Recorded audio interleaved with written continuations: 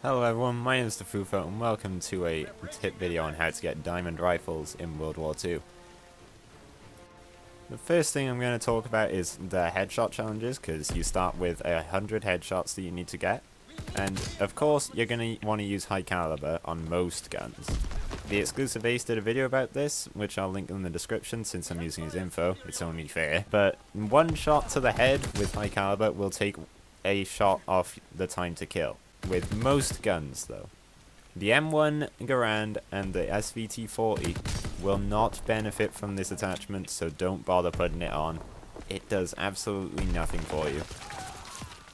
So the other attachment I would recommend is to use the foregrip on most guns, because I find that it is quite useful. It's personal opinion though, because sometimes it's a bit inconsistent. And some people have a different method of getting headshots where you just shoot the person in the chest and the recoil hits them in the head. So if you want to try that out, go for it. But I recommend the grip, except you're going to need to be a bit more accurate with the grip, of course, because that means that the game's not going to do it for you. You got to aim for that head and it's a small target. But I would say not using the grip on the SVT, M1 Garand and M1A1 would be best, because those guns are already incredibly accurate. The M1 Garand's got some recoil to it, but you just go bang, bang. Just give it a small break in between, and you get 2 easy headshots.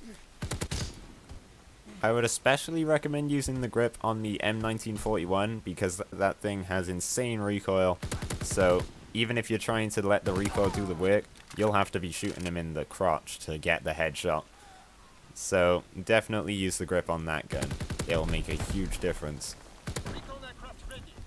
So then after the 100 headshots you will unlock 5 new challenges, of course. These are long shots, 50 kills with infantry, easy. 50 kills without infantry, also easy.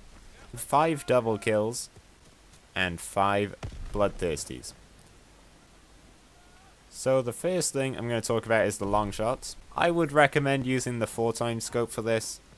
If you're really good, you can just use iron sights and save an attachment slot, but I'd recommend at least using a reflex, because these long shots are pretty long, so you're going to need to have some good accuracy. When you're going for these long shots, don't even bother trying to full auto it. It's not going to work. So you're going to want to tap very carefully so that your gun is recentering, or you can try and counter the recoil a little bit so you can shoot a bit faster. But you definitely don't want to shoot too slow, because of course if someone's being shot they're going to run away. So take your time with these shots. It's going to be 4 or 5 shots to kill with most guns, except the M1 and SVT are like 2 or 3 depending on how long it is. You'll see in the background right now, I've got a load of clips of long shot spots that you can see. I've covered every long shot spot there that I know of in every map except War. But if you are a fan of War, then long shots in that mode are no problem at all. Because, for example, on Operation Breakout, you get to that bridge, you shoot from one side of that bridge to where all the snipers camp. Easy long shots. So don't worry about it at all. Or if you just want to play some TDM or something, use my clips. I'll let that roll out until the end and then I'll move on to the next challenge.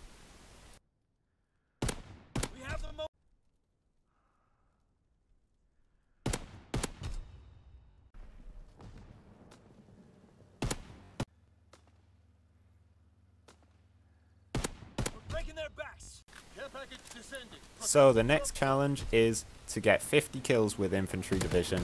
Of course this is just regular 50 kills for most people, so no problem there.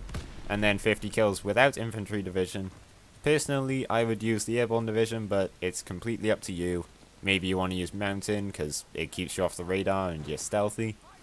So just have a look at what the division perks are and see what you like. Then you've got 5 double kills. That will be no problem unless you just sit in a corner all game. You're going to need to actually get in there where all the enemies are.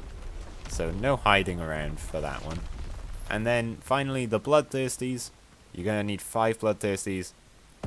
So if you're really good at the game, you'll just do it. But if you're a bit lower tier, like I know some people with less than a 1 KD might be going for this, just a few little tips that will help you in general. You gotta not just rush in like you would in the past few CoDs with your jetpacking and all. You gotta walk around corners, because sprint out time is very slow in this game. So definitely take your time and like don't rush in, or you'll be caught sprinting and they can just mow you down. But if you're just very careful with this challenge, you don't want to use like killing streaks, of course, because they're not going to help you at all. So probably use a UAV and maybe even use Mountain Division for this part, because the stealth will stop people knowing where you are before you know where they are, unless you're listening. But yeah, UAVs will be very useful for this, because no one's going to, well, not many people are going to be sneaking up on you.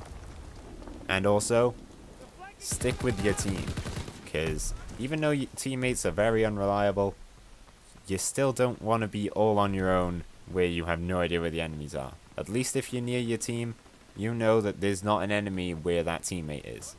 And generally, you'll have your line along the map. Well, your team will have a line along the map. There's not going to be enemies behind you, unless you're really pushing their spawn. Alright, that's it from me. I hope this helped you get your diamond camo. If you're struggling with it and you have any questions, let me know in the comments. I'll be happy to reply to them. And good luck getting any other camos you want to go for. I'll see you in the next video. Goodbye.